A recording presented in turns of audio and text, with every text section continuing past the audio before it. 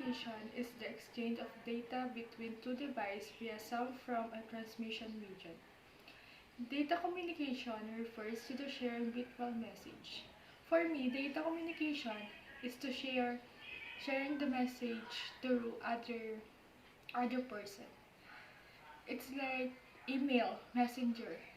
Messenger is through video call and through send the message.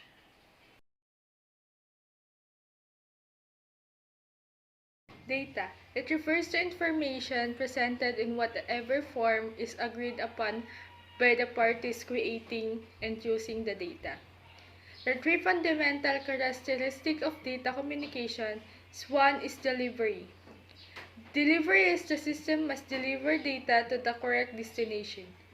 Example, your message is to deliver your message to the other person. Accuracy. The system must deliver that data accurately. Example, your message to the other person is correct spelling or correct information. Timelines. The system must deliver data in timeline manner. Example, your message is delivered to the exactly time.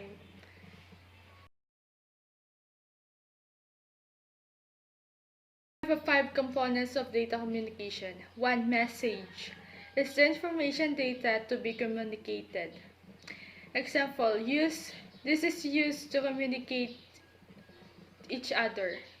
Second, sender is a device that sends the data messages. Example, you have information to send the other person. This is called sender. Receiver is the device received the message. Example, you send the message to other and give feedback to. This is called sender and receiver.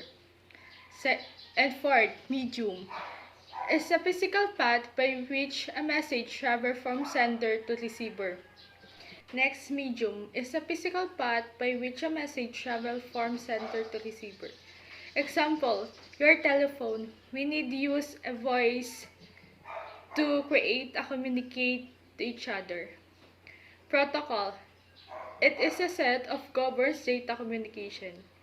Example, we need to give a role in your group chat like that. There have 5 components of data presentation. 1 is text.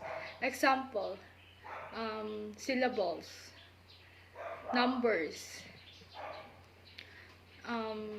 Numbers is called 1, 2, or 3, or etc. Images. Image, the picture. Picture groupings or personal. Audio. Example of audio is your in Messenger, there have a voice record. Video. Example of video, YouTube. The use of YouTube is called video. Data flow. Simple communication is unidirectional. For me, simple communication, this is like group chat. Group chat in your messenger. Half duplex. Each station can both transmitted and receiver but not same time. Example, your message is to delay to receive the person you send the message. Full duplex. Both stations can transmitted and receive simultaneously. Example, both of you there have a signal to send and to receive exactly time.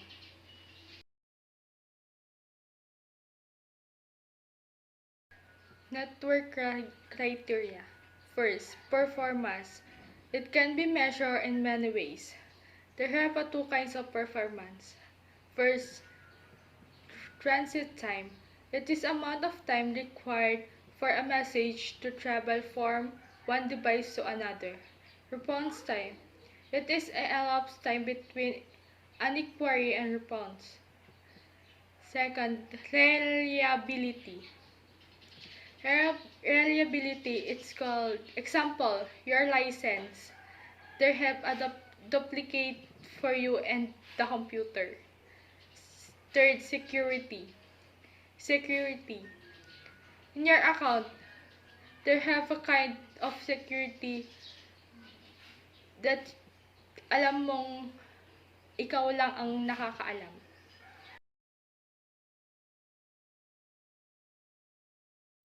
Categories of network.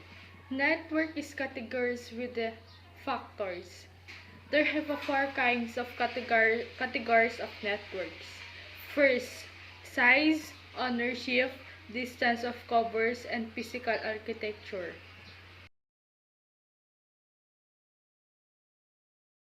Wide Area Network, MAN. Categories of LAN.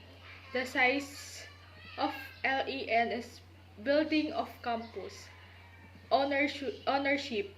Privately owned. Distance. Few kilometers. Architecture. Bus, star, and ring. Example, laboratory network. MAN are called MAN. Size, city, ownership, public company, distance, extend over entire city, architecture, LAN to LAN. Example, cable network.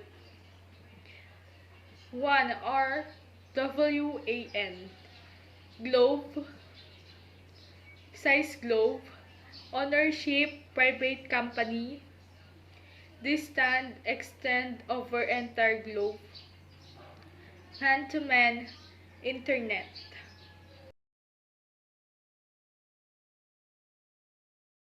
Network is a group of connected communication devices such as computer and printers. Network, ito yung ginagamit natin through sa social media or other apps. Made in 1960, STAN device or ARPA are called Advanced Research Project Agency. DOD, it's called Department of Defense. In 1967, ACM or Association for Computing Machinery meeting. ARPA, it's called ARPANET.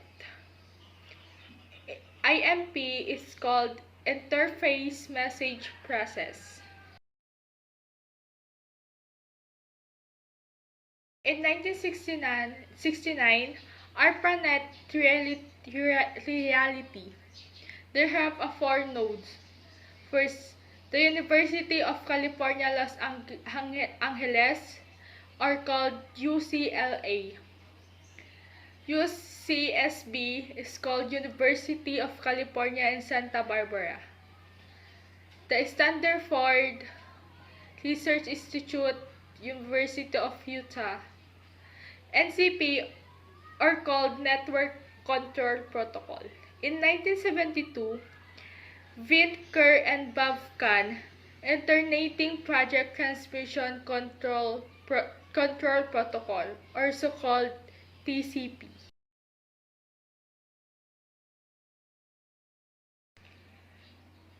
Encapsulation is called wrap then wrap. Datagram, it's called UDP. Prioritized time over reliability. Function of a gateway. Gate between two networks. It's called gateway. TCP, it's called higher level function. There have three kinds of TCP. There is segmentation, reassembly, and error detection. TCP or IP is Internet Protocol today.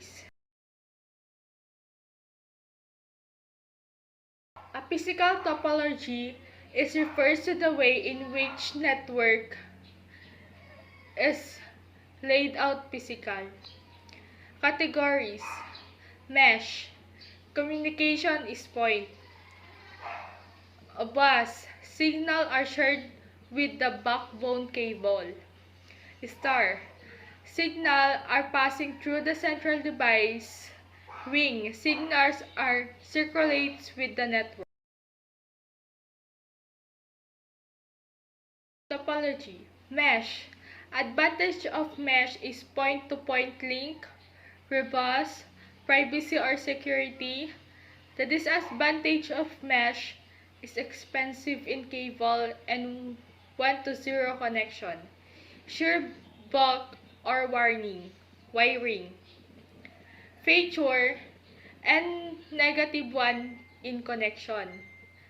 Pag bus naman, the advantage of bus is less expenses than mesh, easy to installing.